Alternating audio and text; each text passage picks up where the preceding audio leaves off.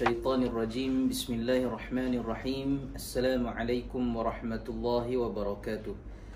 الحمد لله والصلاة والسلام على رسول الله وعلى آله وصحبه ومواله.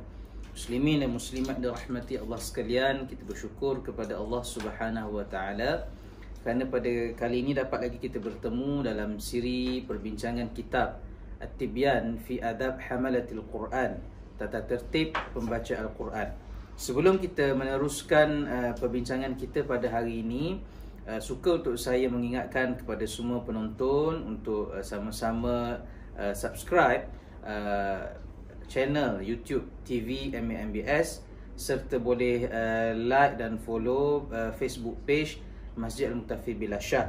Di sana kita sediakan berbagai pengisian dan konten yang menarik dan juga bermanfaat, seperti mana yang sedang kita bincangkan pada hari ini, iaitu kitab Tata Tertib Pembaca Al-Quran yang dikarang oleh Al-Imam An-Nawawi rahimahullahu ta'ala.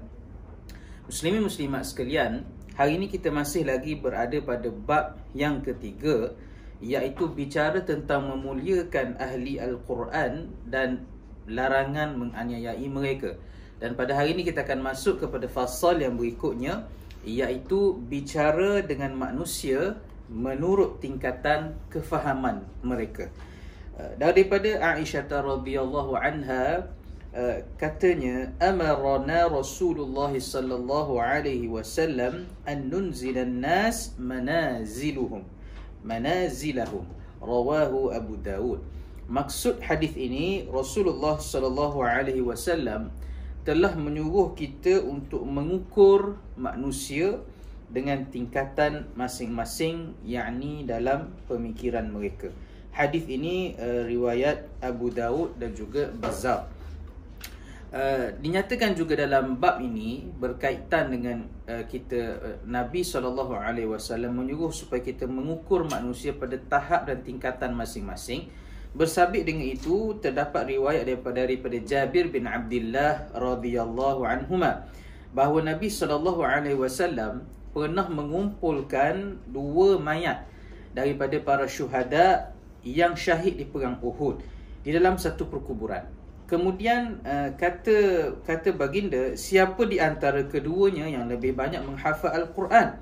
Apabila ditunjukkan kepada seorang di antara keduanya, maka Nabi SAW mengarahkan supaya jenazah ataupun syahid itu yang mana menghafal Al-Quran didahulukan untuk masuk ke dalam lahatnya. Yang ini hadis riwayat Al-Bukhari. Maka di sini bersabit dengan hadis yang pertama yang dibacakan tadi daripada Aisyah radhiyallahu anha, bahawa Nabi menyuruh kita mengukur manusia dan meletakkan pada tahap dan tingkatannya. Dan seperti mana yang dibuat oleh Nabi SAW sendiri, Nabi meletakkan para hufaz Al-Quran, para qari, orang yang menghafal Al-Quran, didahulukan. Maknanya kedudukan mereka ditinggikan berbanding yang lain. Dia diumpamakan, kata para ulama, memasuki syurga terlebih dahulu kerana mereka syahid dalam perang Uhud itu. Bukan setakat mereka ini syahid, tetapi mereka ini juga orang-orang yang menghafal Al-Quran. Maka samalah seperti mana maksud Nabi SAW dalam hadis yang disampaikan oleh Aisyah yang kita bacakan tadi, bahawa Nabi SAW menyuruh kita meletakkan manusia pada tahap yang sepatutnya berdasarkan status kedudukannya. Sekiranya dia seorang alim, maka kita hormati dan muliakan dia. Sekiranya dia seorang hafiz Al-Quran, penghafal Al-Quran, maka letakkan dia pada kedudukannya. Janganlah pula hanya kerana dia ini hafiz Al-Quran tetapi tidak ada pangkat kedudukan yang istimewa, maka kita ketepikan kedudukannya dalam masyarakat. Maka ini yang disebut oleh Nabi SAW. Dan bersabit dengan hadis ini juga disebutkan oleh para ulama supaya kita berbicara dengan manusia mengukur tahap tingkatan kefahaman masing-masing. Seperti mana kata Sayyidina Ali karramallahu wajhah, hadithun nas ala qadari uqulihim, bercakaplah dengan manusia atas kadar akal mereka. Juga membawa maksud yang sama, bahawa kita meletakkan manusia pada tahap yang masing-masing. tidaklah perlu kita menggunakan laras bicara yang tinggi apabila kita berbahas dengan orang yang biasa-biasa.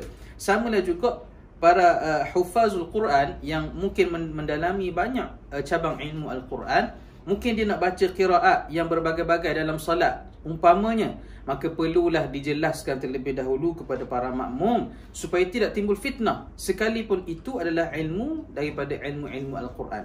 Sama juga apabila nak berbicara mengenai tafsir Al-Quran, gunakan laras bahasa yang ringan supaya mudah difahami oleh orang awam.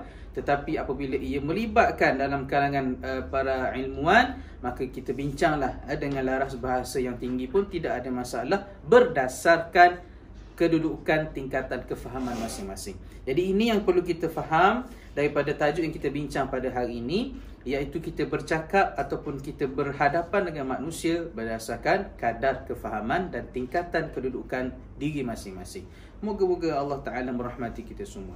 Aqulu qawli hadha wa astaghfirullahal azim li wa lakum. Wassalamualaikum warahmatullahi wabarakatuh.